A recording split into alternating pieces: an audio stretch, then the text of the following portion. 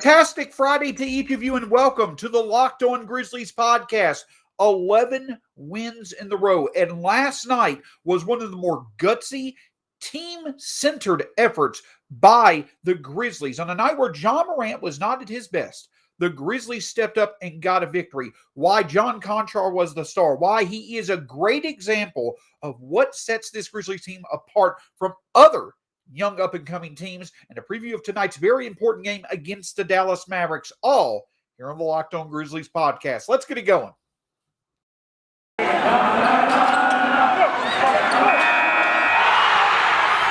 are Locked On Grizzlies, your daily Memphis Grizzlies podcast, part of the Locked On Podcast Network, your team every day.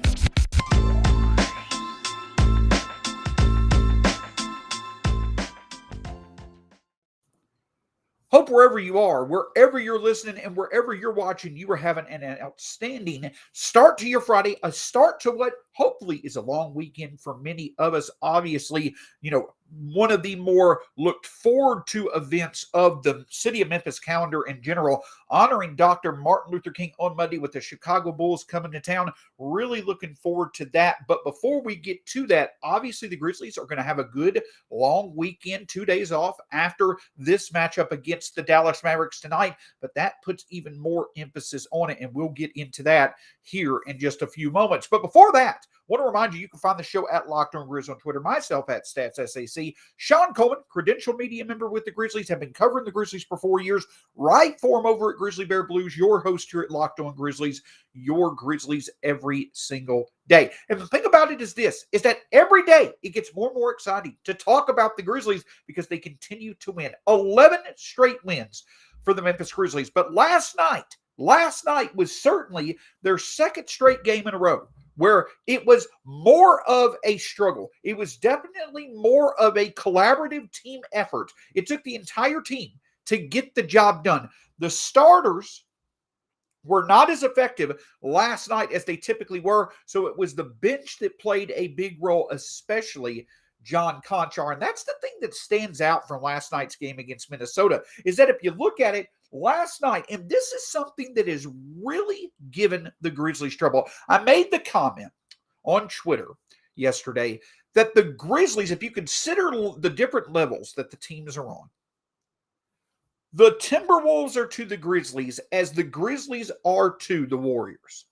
And what I mean by that is that I think without a shadow of a doubt, the Golden State Warriors this year are one of the top 2, 3, maybe 3 favorite teams to win the title.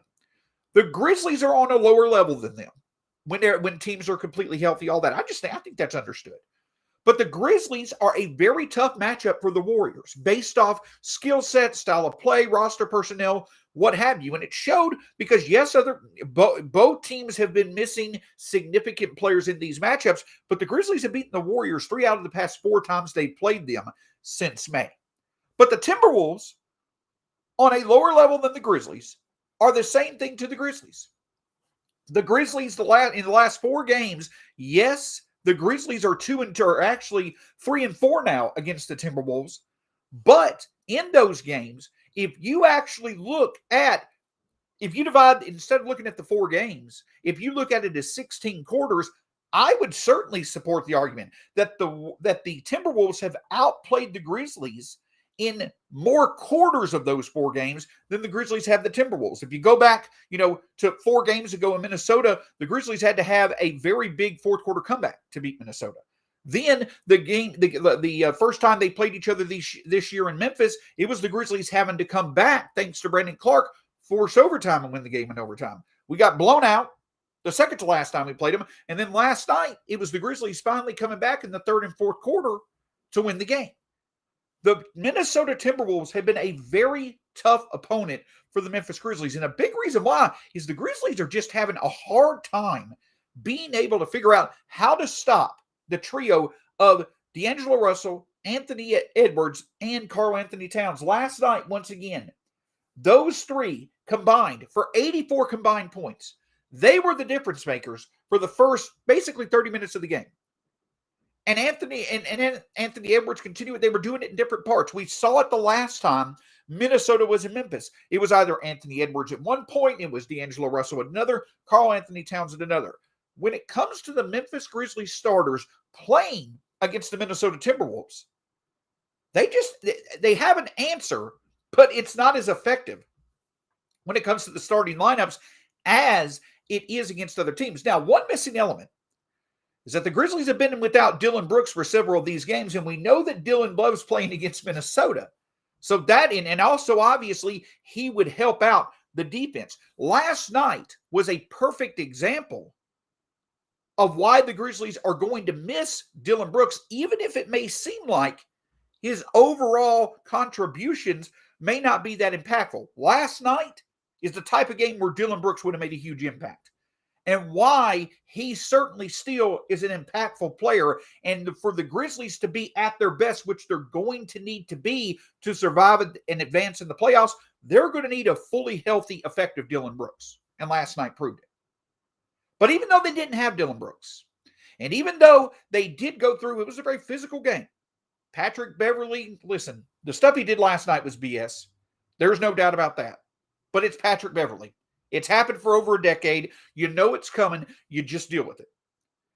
But the Grizzlies starters were outplayed, not due to a lack of effort. They just were outplayed. Minnesota has proven time and time again they have the formula to be able to beat the Grizzlies. A big thing that helped them out was as many threes as the Timberwolves were hitting. They just were hitting threes at the right time. They were finding better offensive balance than the Grizzlies. And another thing that stood out was that the Grizzlies didn't have the counter that they usually do. John Morant last night, 16 points, 5 of 16 from the field, 0 of 7 from 3. An effective job guarding him by Patrick Beverley and others stood out. The refs didn't help either. But Desmond Bane, 2 of 8 from 3. You typically see Desmond Bane be someone who is able to find success from 3. And as we discussed on yesterday's podcast, you typically do see the Grizzlies also find success establishing their tone early by playing good early defense. And that just wasn't the case last night. But for the struggles that the starters had, for the physical part of the game, the frustration of the refs not having consistent whistles, the Grizzlies once again showed last night why they are winning 21 out of 25 and why they won 11 straight. It is consistently the entire team that contributes. Because for all the struggles that the starters had, it was the Grizzlies bench unit that came in and delivered. Brandon Clark, 14 points, 8 assists. Again, he's playing at a level. He's not going to be in the conversation, unfortunately. He's playing at the level of being a contender for 6th man of the year right now. He's been that way every single game he has played since he's been back from injury. But let's take this spotlight. Let's take this spotlight and put it where it needs to go. Jitty. That is correct. The spotlight, even though he probably is someone who does not enjoy the spotlight should be shining on John Konchar. 15 points, 17 rebounds, 3 assists, 3 threes, a plus 15. Shooting outstanding from 3 this year, over 50% from 3 on the year now. But he made big play after big play after big play. And it's not just that he made big play after big play. The momentum came to the Grizzlies side and it delivered. A big putback dunk in the fourth quarter, a big 3 in the fourth quarter, rebound after rebound after rebound, tried to help out. The Grizzlies missing Steven Adams. John Konchar was the reason why the Grizzlies won the game last night. And any of the Grizzlies players, that photo after the game was unfreaking believable. But it was because a player who may not get all the attention, a player who may not get all the pub, a player who's probably not consistently going to get a significant amount of minutes, he stepped up once again and delivered. As he always does. Because John Konchar plays basketball the right way and may be the best example of why the Memphis Grizzlies are not only having the success that they are, but they're sustaining that success. I'll discuss that in just a moment. Before I do, though, one thing I also want to talk to you about is this is BetOnline.ag. Listen, I've told you all year long. First half of the season, the Grizzlies were one of the most frustrating teams out there to bet on. Second half of the season, they may be one of your best bets out there in the NBA. But if you go to BetOnline.ag, your laptop, mobile device, whatever it is, check out the new and improved website and make sure you put in the promo code Locked On to get a 50% welcome bonus on your first deposit. NHL, NBA, NFL, college basketball, whatever you choose to bet on, BetOnline is the place for you to go. Check out betonline.ag today. Obviously, the Grizzlies have a big game tonight against the Dallas Mavericks, which we'll get to previewing in just a moment. But excited to say that in reaction to the Dallas Mavericks game and previewing the Grizzlies leading up, talking about the big narratives before the trade deadline, also talking about, obviously, the wonderful yearly occurrence that is the Martin Luther King Day game that this year will be between the Bulls and the Grizzlies. DeMichael Cole of the Commercial Appeal, the new beat writer from the Commercial Appeal for the Memphis Grizzlies, DeMichael Cole will be kind enough to join us. My first opportunity to speak with him, an absolutely outstanding sports and basketball mind, wonderful gentleman as well. Looking forward to talking with him, but DeMichael Cole will be joining Locked On Grizzlies on Sunday for Monday's episode, previewing the big matchup between the Grizzlies and the Bulls on Martin Luther King Day.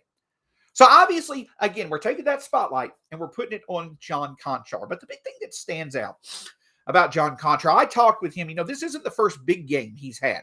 John Konchar has consistently stepped up. I talked about it last week, or earlier this week. I spent a segment talking about one of the things that makes it hard to really find a lot of sensible trades for the Grizzlies this year to potentially go after, even though they are emerging as a clear buyer with how much success they're having this year, is there's just not a lot of holes to fill. There's not a lot of needs that stand out about this Grizzlies team because their roster is so good of having players who may not always have a clear rotation spot stepping up and delivering in a clear rotation spot when's needed. And John Konchar is the best example of that.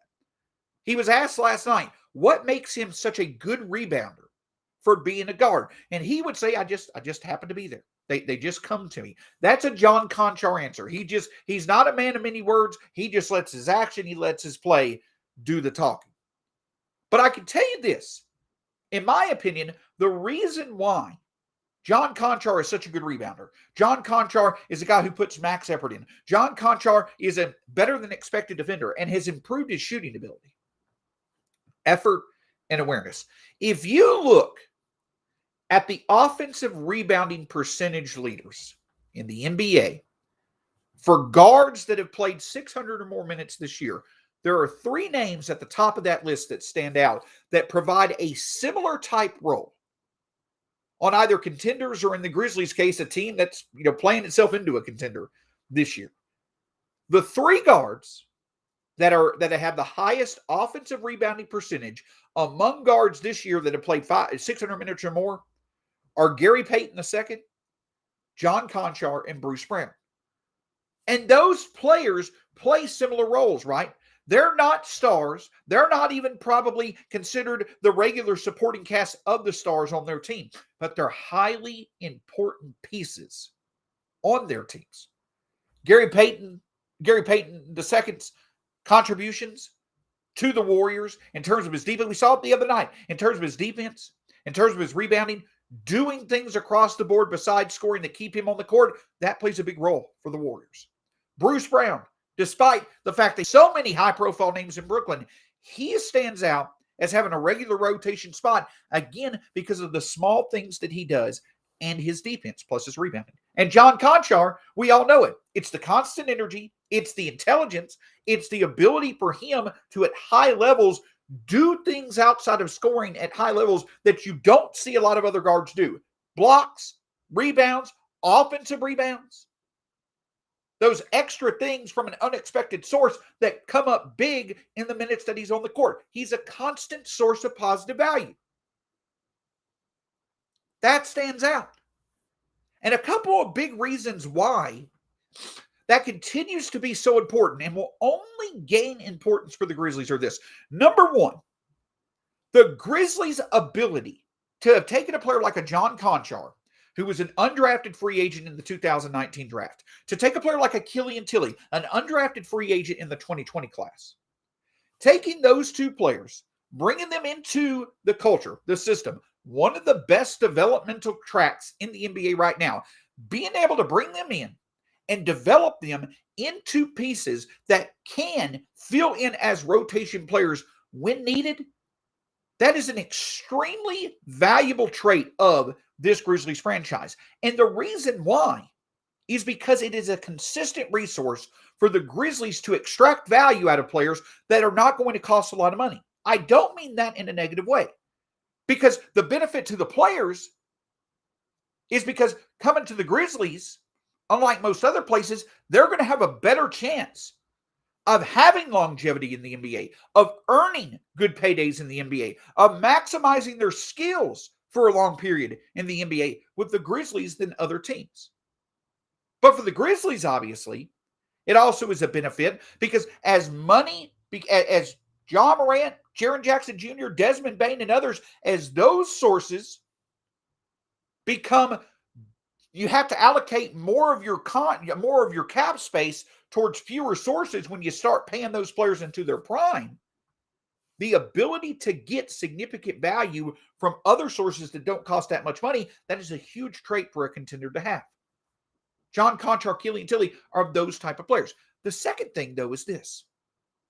Yes, John Konchar may not be a player that's in your top 9 of a rotation. Again, when this team is healthy, Ja, Bane, Dillon, Jaren, Steven Adams, Tyus Melton, Slow-Mo, and Brandon Clark. That is your 9 players that you're likely going to see play in the playoffs.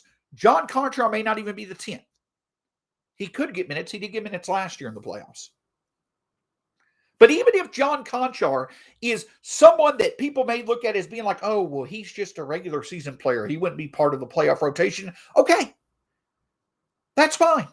That's an acceptable truth of John Konchar.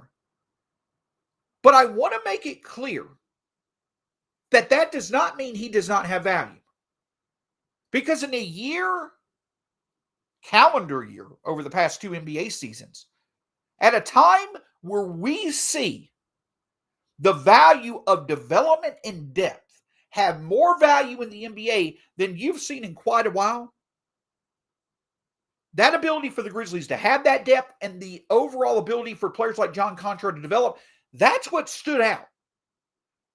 And so even if he may not have that much value in the playoffs, him stepping up and delivering significant value in the regular season is the reason why the Grizzlies can get themselves in a far better position in the regular season for the playoffs than other teams can who don't have that development track or who don't have that depth. So while he may not contribute in the playoffs directly, players like John Konchar and the Grizzlies being able to consistently, create value in players like John Konchar, they indirectly have value in the playoffs because during the regular season, when the Grizzlies' depth is tested due to injuries or what have you, players like a John Konchar step up, help the Grizzlies have a better playoff positioning, and that makes their ability to survive and advance in the playoffs easier. That's where the value of John Konchar comes from. But set all that to the side. The biggest reason why a John Konchar is so special, and we're so lucky to have a John Konchar, players like John Konchar, players like Killian Tilly, these players who are at the end of the rotation, they're lower end of the roster, what have you, is because despite that being the fact, they are motivated both in terms of themselves, in terms of how encouraged they know and how fun it is to do it with the Grizzlies. They are encouraged to improve every single day. That is a feeling that is shared from John Morant down to whoever's coming off the bench for the hustle in South Haven. It is the ability to come and improve every day.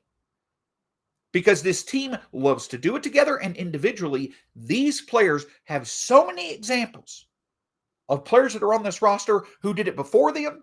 Those players developed and that paid off for them monetarily, opportunity-wise, what have you.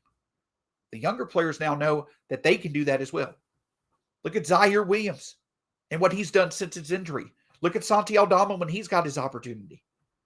It's a special trait, man. It's a special trait about this Grizzlies roster that everyone is motivated, from those who, from our superstar and John Morant, down to players who may have far more do not plays than plays this year. They know they're in a special situation. They're motivated to make the most of it. And they know that if they do, for them individually, more opportunity. They're going to be in a better place moving forward than they were before they came here. And John Konchar may be the best example of that. So whether it's he's adding value on the court with his play, he's adding value to the Grizzlies by helping their playoff positioning, stepping up and delivering in rotation minutes where others are not available, or just in general adding value for being the person that he is, the person that this team loves, John Konchar is an outstanding example for not only himself, but for the Grizzlies of what makes this young team so special on and off the court. But what matters, besides all that, is that the Grizzlies continue to make the most of opportunities to continue their success on the court. And tonight is a big matchup, the first of two matchups over the next 10 days where the Grizzlies will be playing against the Dallas Mavericks. We'll discuss it in just a moment. But before we do that, I talk about options all the time. And so think about this. When it comes to Built Bar, your favorite flavor. Think about if you have a favorite flavor, but for some reason you try to order it and that favorite flavor is not there. So then you have to find a next favorite flavor, a substitute that makes sense. Consider that your John Konchar of Built Bar flavors. But the great thing is that there's so many different options you could choose from to be your John Konchar Built Bar flavors. If you go to Built.com today, look at it in the morning for breakfast, check it out in the afternoon as a snack. But if you go to Built.com, over 18 different flavors to choose from. And if you put in the promo code LOCKED ON, you'll get locked 15, you'll get 15% off your next order of Built Bar. Check out Built.com today. Put in that promo code LOCKED 15 and get 15% off your next order from Built Bar. Can't thank you enough for making Locked On Grizzlies your first listen of the day. But of course, the NFL playoffs are coming up. Now, I don't know about your team. My Titans aren't playing because they're the number one seed in the AFC. But you want to get the latest on the Titans? Check out Tyler Rowland on Locked On Titans, or check out your favorite Locked On Podcast Network or Locked On Podcast NFL Network show for your favorite team. So much going on. Playoffs, coaching changes, whatever you have, all that's going on, but you can be kept up with the latest by making your favorite Locked On NFL podcast show your second listen of the day after Locked On Grizzlies. So without a doubt, there is a lot going on in tonight's game against the Dallas Mavericks. Again, when it comes to the Grizzlies facing off against the Mavericks, they have the ability, though they're on the second night of back-to-back, the Grizzlies really have the ability to be able to have a golden opportunity to move even further in the standings when it comes to both the Southwest Division as well as the Western Conference standings. For a while there, while the Grizzlies have been winning 11 of their own games, for a while there, because the Mavericks have recently won 6 straight, the Grizzlies won 11 straight. The Mavericks are 7-3 over their past 10 games. For a while, though the Grizzlies kept winning, the Mavericks kept keeping track, but that's kind of fallen off a bit. Pretty significant loss by the Mavericks to the Knicks last time out. And so the Grizzlies stand 6.5 games above the Mavericks in both in the Southwest Division and the Western Conference standings. So these 2 games that the Grizzlies play the Mavericks over the next 10 days, those 2 games, actually it's tonight, and then it will also be on January 23rd. So it'll be 9 days from now when the Grizzlies will travel back to Dallas. This really could be an opportunity, though nearly half the season's left. The Grizzlies have a big opportunity where they can bury the Mavericks. They could bury the Mavericks, take full control of the division, and have the opportunity to fully focus on seeing how high they can get in that Western Conference because they're only within a few games of that top spot now. Not saying it's likely the Grizzlies are going to get that top spot, but with how they're winning, do you really want to doubt them right now? So obviously, from a team perspective, the opportunity for the Grizzlies to seize as much control of the Southwest Division, it's right there for their grasp over the next few games. But another thing that stands out is though the Grizzlies will be facing the Mavericks for the 4th time this year and the 2nd time in this short span, the day after the All-Star teams are announced or All-Star voting ends, tonight's matchup matches up Ja Morant, who moved above Luka Doncic in the update yesterday to 2nd in the All-Star voting. Luka is right behind him in 3rd.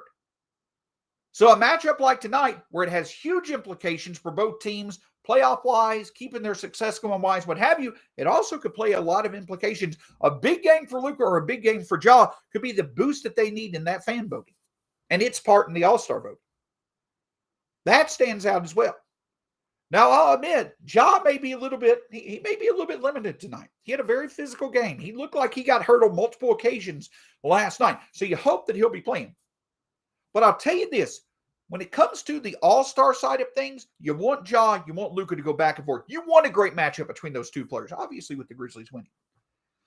But I think a huge key thing for the Grizzlies tonight is the hope that Steven Adams will return to action. I know that especially with, outstanding performances on rebounding from Jaren Jackson Jr. as of late, and obviously the contributions from John Konchar last night, you certainly feel the Grizzlies will be all right without Steven Adams. But the reason why he is a huge benefit for the Grizzlies potentially tonight is simply because of this. When it comes to Steven Adams, he will play a big role tonight because the Dallas Mavericks over the past 10 games have emerged as one of the best teams, if not the best team in the NBA, at limiting extra opportunities for teams to be able to score points. Over the past 10 games in which the Mavericks have gone 7-3, and mind you, a lot of this stretch has been without Luka Doncic. Over the past 10 games, all NBA teams past 10 games, over that span, the Mavericks are second in defensive rating. They are fourth in opponents' three-point field goal percentage, third in opponents' offensive rebounds per game, and ninth in opponents' free throws allowed. The reason I choose those specific statistics is because that shows that beyond just generally playing good defense, this Mavericks team is doing an excellent job limiting the avenues that teams can go down to create extra advantages, to create those possession advantages. And for that reason, even though the Mavericks offense hasn't been that great, and they've been without Luka Doncic, they've still been able to win because of how well their defense is playing.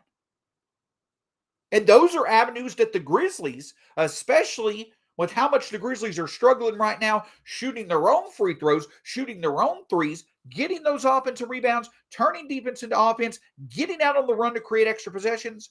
Those avenues to win games by creating extra possessions, that's been the key to the Grizzlies' success. The Mavericks are doing an excellent job limiting those keys from working. So enter Steven Adams and consider the fact that Kristaps Porzingis likely is not playing tonight. If Steven Adams returns, that is a huge benefit for the Grizzlies, especially if John Morant were to be a little bit limited tonight. And unfortunately, the Grizzlies' shots were not to be falling from three like they've struggled to do over the past few games. But the other thing that stands out is, how are the Grizzlies going to limit Luka, who himself was out for 8 to 9 games, before coming back about a week ago? He has struggled in his own play here recently as well. But typically you would have Dillon for the Grizzlies taking Luka on, and Dillon does a pretty decent job against Luka. What are the Grizzlies going to do to be able to limit Luka Doncic, especially after a night where they really had no answer stopping the trio of Anthony Edwards, D'Angelo Russell, and Karl-Anthony Towns? If Luka is able to have a game that he's capable of, and the Mavericks start to hit some shots, it could be a tough night quickly for the Grizzlies. Not saying they can't overcome it and win, but they can make things a lot tougher. So the key for the Grizzlies is, what are you going to do to limit the effectiveness of Luka Doncic while also preventing the Mavericks from finding strokes from three? And then will the Grizzlies be able to take advantage of their paint production and hopefully with Steven Adams back, get back to crashing those offensive boards with John Konchar, Jaren Jackson Jr., Brandon Clark, and others contributing? And can the Grizzlies find a way to get those extra possessions? That's what's going to stand out in tonight's game. Now, if Ja wants to have a regular Ja game, by all means, go ahead. Desmond Bane wants to have another game where he hits 5 or more threes, go ahead. I'm not going to complain. But if the Grizzlies have seen over the past few games that it's taken a complete team effort versus 2 pretty good teams. Obviously, the Warriors are good. Minnesota's been playing pretty decent at times as well. You're facing another good team in the Mavericks tonight. If it's going to take an entire team effort, the Grizzlies have plenty of references now where they've done exactly that. But the addition of Steven Adams could do a really big boost to help the Grizzlies, especially if they're struggling shooting the three. So limiting Luka's effectiveness, guarding the three-point line to where you don't let Dallas get confidence and get their own stroke from threes, moving the ball around, finding high percentage shots, but crashing the boards, and with the addition of Steven Adams, taking advantage of the lack of size that Dallas is likely going to have.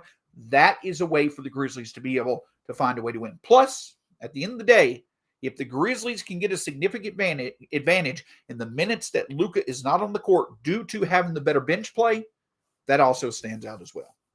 So it's going to take, again, a good effort tonight. And obviously, the Grizzlies have been putting good effort after good effort after good effort together.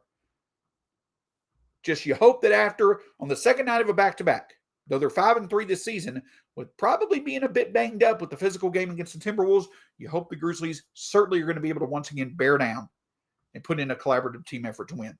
It's been a pleasure. Hope you have a fantastic Friday. Enjoy the game tonight.